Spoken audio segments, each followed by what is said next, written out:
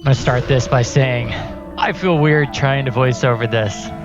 Secondly, this footage sucks. Reason being is because I couldn't get a hold of myself while flying this. I took my first flight like, all right, I'm just gonna take it easy. It seemed like every time I tried doing any tricks, like going over those trees, I couldn't control it.